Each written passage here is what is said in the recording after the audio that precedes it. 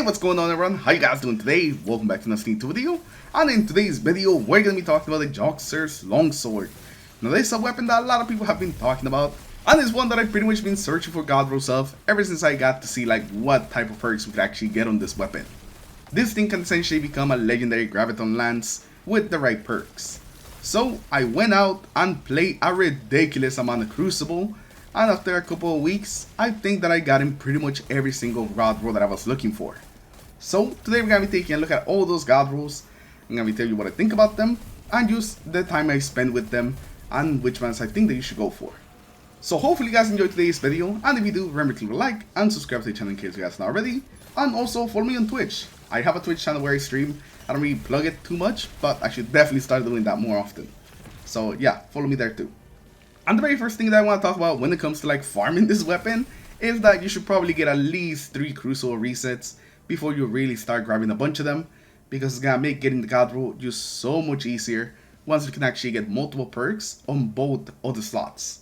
If you don't do that, you're gonna have a very hard time actually getting the roll that you're looking for.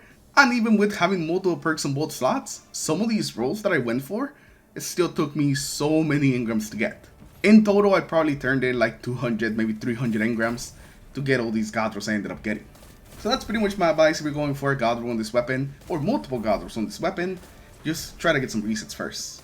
And now let's actually start taking a look at some of these rolls, and let's start with my favorite one, or the one that really caught my attention and made me actually want to go for this weapon.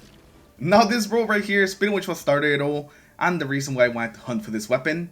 It is Destabilizing rounds plus Dragonfly, the double explosion combo that essentially gives you a miniature graviton lance. And after using it, and this is probably the one that I've used the most, I gotta say that I was not disappointed. The double explosions are very satisfying, and they can pretty much just clear any big group of bats that you find, even in some of the higher end content like GMs, because of the explosion from the volatile, then the Dragonfly. It is fantastic. I've really been enjoying this roll. Now, you won't be taking out like some of the bigger enemies. Some of the bigger enemies will still survive, but you still do quite a bit of damage to them and you still chunk them. This is mostly to be able to tear through ads like crazy, and it does that very well. This definitely deserves like the title of like a mini graviton or the legendary graviton. If you're looking for that, this is the perfect roll, and you're just not gonna get better than this. Another thing that I also like about this roll is since that we have these stabilizing rounds on this thing, it means that we're always gonna have those volatile rounds even past this season. Past this season, when we lose those void mods, a lot of weapons are gonna struggle a lot more to get the volatile rounds, but not this one, since we always have it as one of the perks on this weapon.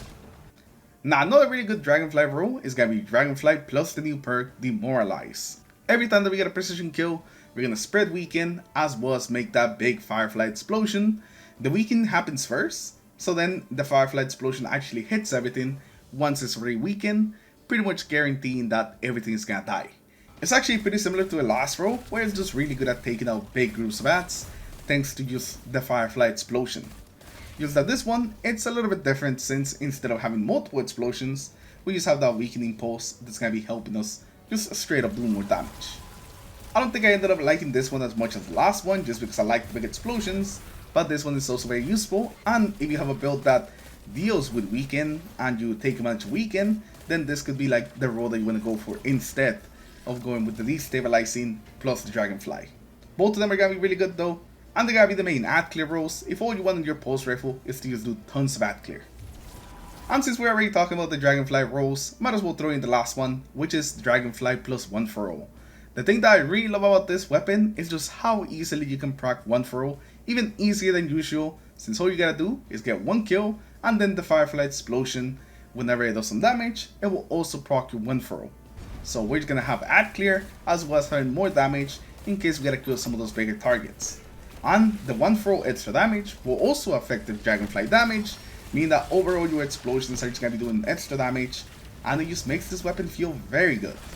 And you can deal with both groups of enemies as well as do some more damage to some of those bigger enemies. So no matter what you take on, this weapon is gonna be able to do it. This roll is the most balanced out of all of them. You can still have your ad clear, while at the same time proccing that extra damage with 1 for all. 1 for all is just fantastic for any PvE activity, and it feels very good on this weapon. I mean, these pulse rifles already feel really good in PvE.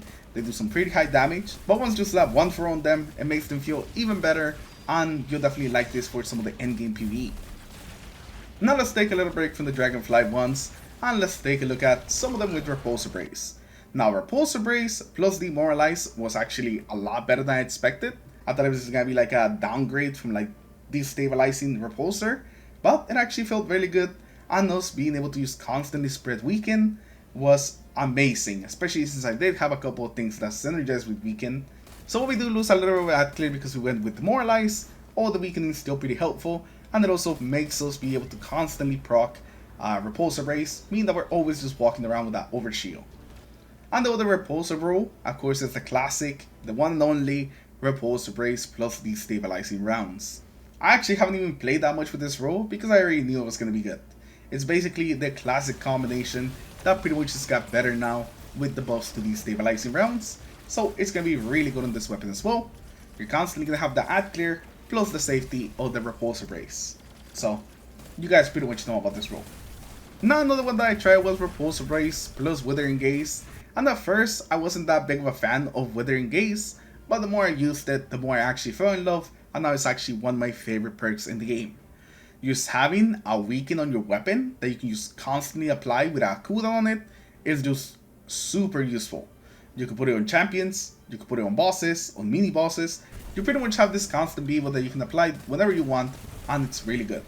Now I tried this with Repulsor Brace and it was just okay, since a lot of times we are putting this debuff in some of the bigger targets. It's not really guaranteed that we are the ones that we get a kill, so we're not really taking advantage of Repulsor Brace as much as we could. Or that's how it would be the case if it was normal season, but since it is so easy to get Destabilizing rounds this season, we actually are proccing Repulsor Brace a lot of time, while still being able to apply the debuff to some of those bigger targets. So this season specifically, we can actually enjoy both of them without any downside, but that is not something that's going to last for a long time. You will have to build a little bit more into these Destabilizing rounds. You want to use a role like this to its full potential once this season is over.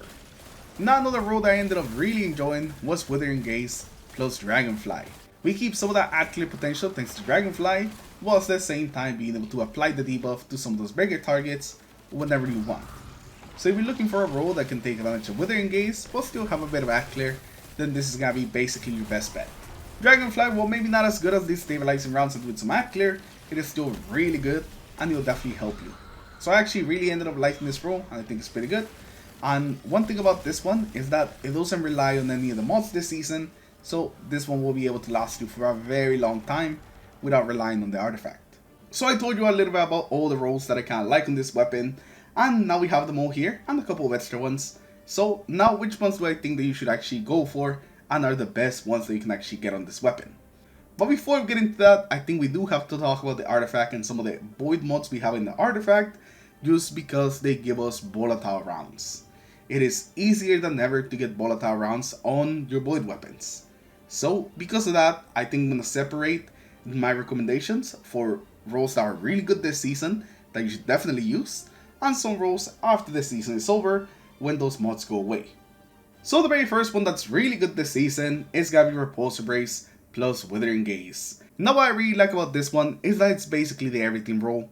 You pretty much get everything. You get the Destabilizing rounds from the artifact, you get the overshields from Repulsor Brace, while at the same time being able to apply a weaken on some of those bigger enemies.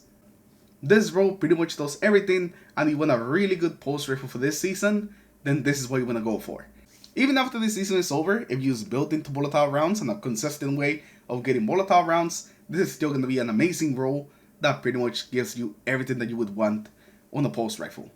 Another one that's also going to be really good this season is going to be One Furrow plus Dragonfly. Again, because you get the Destabilizing rounds used from the artifact, meaning that you get to keep the Destabilizing rounds plus Firefly explosions, plus on top of everything, you get the One Furrow giving you that extra damage. Again, you don't really lose anything, it's just gains with this role. And just like with the other role, even after this season, I think this role is still going to be really good. And if you build into volatile rounds, it's still going to be doing basically what we do in this season, meaning that it's going to be an amazing PvE pulse rifle. Now for the roles that don't really use the artifact, first of all we have the mini graviton role. The Destabilizing rounds plus Dragonfly, you're going to make all those explosions, just giving you a lot of ad clear. And then we also have the not so exciting, but very consistent, Repulsor Brace plus Destabilizing rounds, just giving you more ad clear, while at the same time keeping you safe with Repulsor Brace.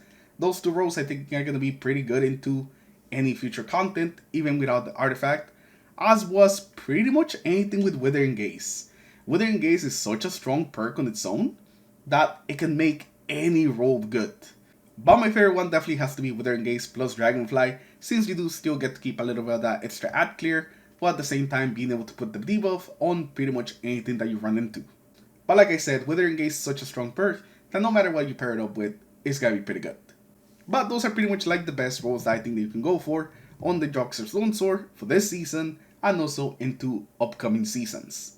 I really like this weapon. I think it has to be like top 3 on the weapons this season. I definitely didn't expect me to like a playlist weapon this much, but the Joxers is just so good. The only downside is just how hard it is to actually get a good one with just like the huge perk pool it's got. But hopefully once you guys get enough resets, you'll start getting some good rolls and you'll remember some of this video. So let me know in the comments below, what is your perfect Joxers, what is the one that you're going for, and if you want to let me know the one that you're using this season, and maybe some that you're using in the next seasons, let me know in the comments below. Anyways, thank you all for watching today, hopefully you guys have enjoyed it, and I'll see you guys in the next one. Take care everyone, have a good rest of your day, peace.